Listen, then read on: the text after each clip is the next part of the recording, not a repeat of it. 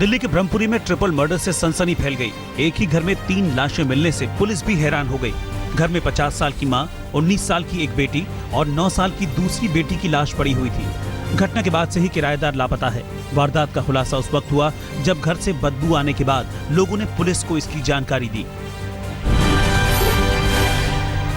मध्य प्रदेश के इंदौर में देर रात हुआ एक हादसा सीसीटीवी में कैद हो गया। तेज रफ्तार जगुआर कार ने सड़क से गुजर रही एक वैगनार कार को टक्कर मार दी।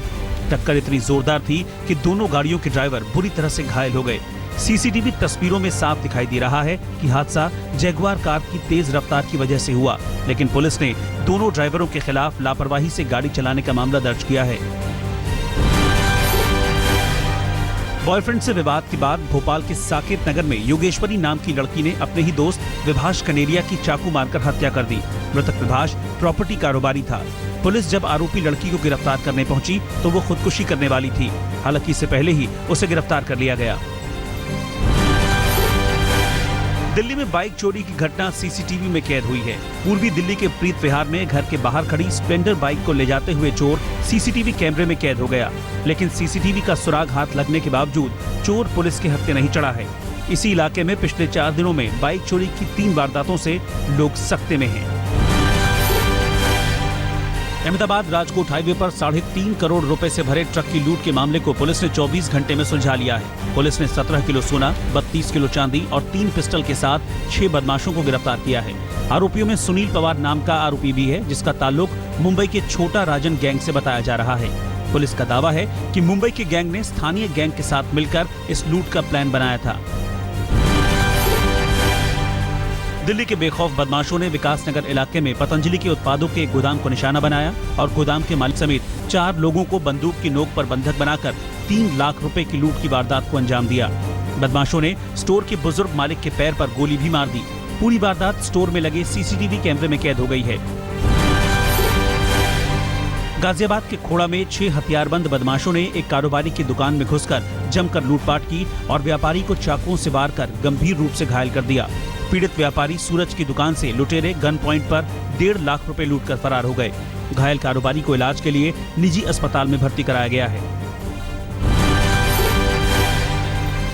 बाहरी दिल्ली के अलीपुर में नेशनल हाईवे 1 पर दिन दहाड़े 3 लाख रुपए की लूट की गई। 2 बाइकों पर सवार 5 नकाबपोश बदमाशी हुई थी, जिससे पीड़ित बाइक का नंबर नहीं देख पाए। पुलिस बदमाशों की तलाश कर रही है। मध्य प्रदेश के छतरपुर जिले में युवक को थप्पड़ मारने की कीमत अपनी जान देकर चुकानी पड़ी। थप्पड़ मारे जाने के जवाब में युवक ने अपने साथियों के साथ मिलकर पीट कर उसकी जान ले ली।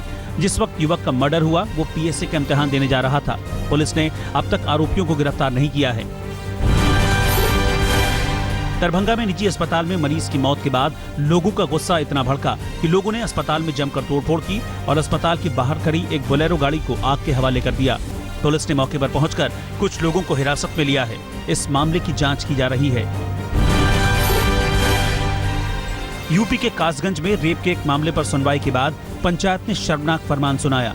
नाबालिग के साथ 2 बार रेप करने वाले गांव की दबंग को पंचायत ने रेप की कीमत 50,000 रुपए बच्ची के पिता को देने का हुक्म दिया। हालांकि पंचायत का फरमान मानने से इनकार करते हुए पीड़ित के पिता ने आरोपियों के खिलाफ रेप का मुकदमा दर्ज करा दिया है।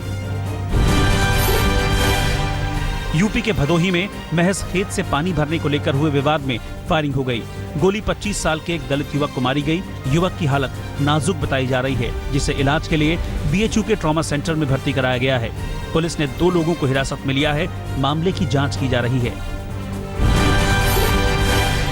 झारखंड के पश्चिम सिंहभूम में पुलिस ने 2 उग्रवादियों को गिरफ्तार कर पुलिस पर हमले की साजिश को नाकाम कर दिया है।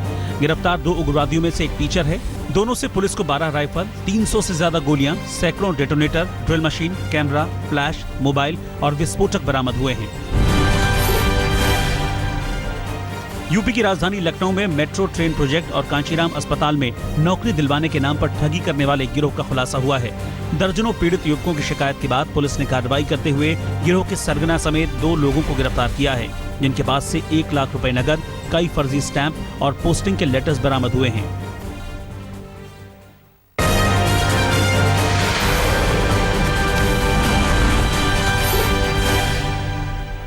प्रधानमंत्री नरेंद्र मोदी देर रात कतर से स्विट्जरलैंड पहुंच गए। स्विट्जरलैंड के जेनेवा में प्रधानमंत्री आज स्विस राष्ट्रपति से मुलाकात करेंगे। इसके अलावा प्रतिनिधि स्तर की बातचीत के बाद दोपहर में कारोबारियों से मुलाकात करेंगे। स्विट्जरलैंड के बाद प्रधानमंत्री मोदी अमेरिका के लिए रवाना होंगे। मथुरा में हुई हिंसा पर यूपी सरकार आज गृह मंत्रालय को अपनी रिपोर्ट देगी। जवाहर बाग में हुई हिंसा पर गृह मंत्रालय ने यूपी सरकार से रिपोर्ट मांगी थी। रविवार को यूपी के अमरोहा में एक रैली को संबोधित करते हुए राजनाथ सिंह ने यूपी सरकार पर बड़ा हमला करते हुए कहा कि लगता है यूपी में सरकार नाम की कोई चीज नहीं है। आज तक के कैमरे में रामवृक्ष के आतंक का अड्डा कैद हुआ है। जवाहर बाग में सैकड़ों गैस सिलेंडर और बैटरी का जखीरा मिला। मथुरा में हुई हिंसा पर सियासत भी तेज हो गई है। जवाहर बाग में जाने से रोके जाने पर बीजेपी नेताओं ने घंटों ड्रामा किया। इस दौरान बीजेपी सांसद राजेंद्र अग्रवाल की एसपी देहात से तीखी नोकझोंक हुई। फर्जी टॉपर के मामले में पहली बार बोलते हुए नीतीश कुमार ने कहा कि अच्छा हुआ सच्चाई सामने आ गई, आगे से ऐसा न हो इसका ध्यान रखा जाएगा। बिहार सरकार ने मामले की जांच के लिए अलग से जांच कमेटी बनाई है, जबकि मामले की जांच के लिए बिहार बोर्ड ने भी रिव्यू कमेटी बनाई है। फर्जी टॉपर्स मामले में आज तक की खबर पर रिव्यू कमेटी ने मोहर लगाई है। दोबारा लिए गए टेस्ट में 12वीं साइंस का टॉपर सौरभ श्रेष्ठ फेल हो गया। शिक्षा मंत्री अशोक चौधरी ने कहा कि बोर्ड में ऊपर से लेकर नीचे तक बैठे लोगों की जांच होगी और दोषी लोगों के खिलाफ आपराधिक मुकदमे दर्ज होंगे। एकनाथ खड़से के मोबाइल पर दाऊद के नंबर से आई कॉल के मामले में बॉम्बे हाईकोर्ट आज एथिकल हैकर मनीष भंगाले की याचिका पर सुनवाई करेगा। मनीष ने अदालत के सामने सबूत पेश कर दाऊद से रिश्तों को लेकर एकनाथ खड़से के खिलाफ कानूनी कार्रवाई की मांग की है। एकनाथ खड़से के इस्तीफे के बाद से ही उनके घर के बाहर समर्थकों की भीड़ जमा रही, तो वहीं जलगांव सिविक बॉडी के 14 बीजेपी कॉर्पोरेटर अब तक उनके समर्थन में अपना इस्तीफा दे चुके हैं। कॉर्पोरेटरों ने अपना इस्तीफा जलगांव बीजेपी अध्यक्ष और बीजेपी विधायक को दिया है। आज तक के ऑपरेशन राज्यसभा का असर हुआ है। स्टिंग ऑपरेशन दिखाए जाने के बाद चुनाव आयोग ने मामले पर कर्नाटक के सीईओ से रिपोर्ट देने को कहा था। कर्नाटक के सीईओ पूरे मामले पर अपनी रिपोर्ट आज चुनाव आयोग को देंगे। स्टिंग में 3 विधायक राज्यसभा चुनाव के लिए वोटों का सौदा करते हुए कैद हुए थे। गुजरात दंगों से जुड़े गुलबर्ग सोसाइटी हत्याकांड के 24 दोषियों को आज अहमदाबाद की अदालत सजा सुनाएगी। अदालत ने 2 जून को मामले में 24 आरोपियों को दोषी माना था। गोधरा की घटना के एक दिन बाद ही गुलबर्ग सोसाइटी पर दंगाइयों ने हमला कर दिया था, जिसमें कांग्रेस सांसद एहसान जाफरी की मौत हो गई थी। छत्तीसगढ़ के पूर्व मुख्यमंत्री और कांग्रेस नेता अजीत जोगी आज औपचारिक तौर पर कांग्रेस को अलविदा कहकर नई पार्टी का ऐलान कर सकते हैं। लंबे समय से जोगी पार्टी से नाराज चल रहे हैं। जोगी का मानना है कि कांग्रेस छत्तीसगढ़ में रमन सिंह की बी टीम के तौर पर काम कर रही है। जाट आंदोलनकारियों से निपटने के लिए इस बार हरियाणा सरकार ने पुख्ता तैयारियां की हैं। 15 जिलों में जाट आंदोलनकारी धरने पर बैठे हैं, लेकिन सरकार भी सतर्क है। सोनीपत में अर्धसैनिक बलों ने फ्लैग मार्च किया, तो मुरथल समेत कई जगहों पर सेना के जवानों की तैनाती की गई है। वहीं एहतियातन मुनक नहर की सुरक्षा भी बढ़ाई गई है। केंद्रीय जल संसाधन मंत्री उमा भारती ने यमुना नदी के किनारे पहुंचकर उस जगह का हाल जाना, जहां कार्यक्रम करने पर श्री श्री रविशंकर को एनजीटी ने खरी खोटी सुनाई और भारी भरकम जुर्माना लगाया। लेकिन उमा भारती ने श्री श्री की तारीफों के पुल बांधते हुए कहा कि श्री श्री ने इलाके को बेहद खूबसूरत बना दिया है।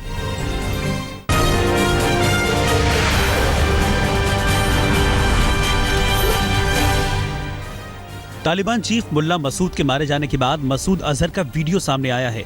इस वीडियो में मसूद अजहर भारत के 17 साल पुराने जख्मों को कुरेद रहा है और IC 814 के अपहरण की घटना का जिक्र कर रहा है। वीडियो में मसूद अजहर बता रहा है कि किस तरह उस वक्त के विदेश मंत्री जसवंत सिंह उसे लेकर तालिबान पहुंचे थे और जसवंत सिंह को मुल्ला मसूद से मिलवाया गया था। पूरी घटना का जिक्र मसूद अजहर शेखी बघारते हुए मजाकिया लहजे में कर रहा है। तालिबान चीफ मुल्ला मसूद की मौत से बौखलाए पाक का गुस्सा हाफिज सईद की ताजा रैली में दिखाई दिया। हाफिज सईद को भारत और अमेरिका की बढ़ती नजदीकियों से डर लगने लगा है। हाफिज सईद ने इस्लामाबाद में एक रैली में कहा कि अगर भारत की धरती से पाकिस्तान पर कोई ड्रोन हमला हुआ तो पाकिस्तान भी भारत के शहरों पर ड्रोन हमले करेगा। अगर तेरे हथों से कोई ड्रोन उड़ा, कोई मिसाइल चला, पाकिस्तान के एटमी प्रोग्राम पर किसी जगह भी हमला हुआ या किसी मकाम पर भी तुम्हारे शहरों अड्डों से ये हमला हुआ तो इंशाअल्लाह हमारे पास इतने ड्रोन हैं, तेरे हर शहर पर ड्रोन होगा। भारत और पाकिस्तान के बीच बातचीत के रास्ते पर लगे ब्रेक को लेकर पाकिस्तान की झुंझलाहट दिखने लगी है। एक तरफ नवाज शरीफ के सलाहकार सरताज अजीज ने एक इंटरव्यू में कहा कि भारत दोनों देशों के बीच लंबित मामलों पर बातचीत नहीं करना चाहता है, तो दूसरी तरफ पूर्व विदेश मंत्री शाह महमूद कुरैशी ने भी भारत पर बातचीत के रास्ते बंद करने का आरोप लगाया है। पाकिस्तान की झुंझलाहट दरअसल भारत के रक्षा मंत्री मनोहर पर्रिकर के उस बयान के बाद निकली है जिसमें उन्होंने कहा था कि पाकिस्तान के साथ फिलहाल बातचीत का कोई दरवाजा नहीं खुला है। रक्षा मंत्री मनोहर पर्रिकर ने यह भी कहा था कि पाकिस्तान अभी भी गुड और बैड टेररिज्म की थ्योरी पर काम कर रहा है और भारत और अफगानिस्तान में आतंकियों को मदद कर रहा है। श्रीनगर में यासीन मलिक की गिरफ्तारी का नया वीडियो सामने आया है। हैरान करने वाले इस वीडियो में यासीन मलिक पुलिस वालों को थप्पड़ मारता हुआ दिखाई दे रहा है। इतना ही नहीं, उसके समर्थक भी पुलिस वालों पर हमला करते हुए दिख रहे हैं। अलगाववादी नेता खुद ही मारपीट की शुरुआत करते हुए वीडियो में साफ दिखाई दे रहा है। यासीन मलिक का ये गुस्सा केवल उसकी गिरफ्तारी के खिलाफ था। लश्कर के आतंकी जुनैद और उसके साथी की मोबाइल से ली गई तस्वीरें सामने आई हैं। अनंतनाग के बस अड्डे पर पुलिस टीम पर हुए हमले में 2 पुलिस वाले शहीद हुए थे। हमले के बाद मौके से फरार होने की 2 आतंकियों की मोबाइल से ली हुई ये तस्वीरें सामने आ गई हैं। रूस के सेवस्तोपोल में रूस की वायुसेना ने एयर शो के जरिए आसमान में अपनी ताकत का प्रदर्शन किया। आसमान में करतब दिखाते हुए रूसी वायुसेना के Su-24, Su-34 और Su-30 फाइटर जेट्स के अलावा Ka-52 होकम बी अटैक हेलीकॉप्टर्स का भी प्रदर्शन किया गया। इस दौरान रूसी सेना ने ड्रिल भी किए जिसमें बमबारी के अलावा रॉकेट लॉन्चर्स भी चलाए गए।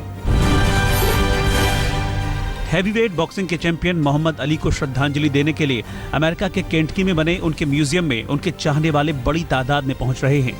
उनके चाहने वाले यहां पहुंचकर न केवल उन्हें श्रद्धांजलि दे रहे हैं बल्कि म्यूजियम में उनकी याद से जुड़ी तस्वीरें और चीजों को बड़े गौर से देख रहे हैं। सीरिया के अलेप्पो शहर में रविवार को अचानक एक अज्ञात विमान हादसे का शिकार होकर धराशायी हो गया। सोशल मीडिया पर इस हादसे की वीडियो पोस्ट की गई है।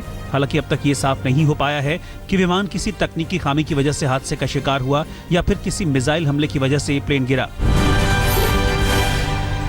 पिछली बार फुटबॉल मैच के दौरान सीरियल बम धमाकों का गवाह बना फ्रांस यूरो 2016 के आयोजन से पहले ज्यादा चौकस है। फ्रांस के राष्ट्रपति होलांद ने कहा है कि यूरो 2016 बिना किसी दिक्कत या परेशानी के आयोजित होगा। फ्रांस में यह आयोजन 10 जून से शुरू होने वाला है। ISIS भारत के पड़ोसी देश बांग्लादेश में तेजी से पैर पसार रहा है। इसका ताजा सबूत नाटौर जिले में मिला है, जहां एक ईसाई व्यापारी सुनील गोमेज को मौत के घाट उतार दिया गया। ISIS ने हत्या की जिम्मेदारी ली है।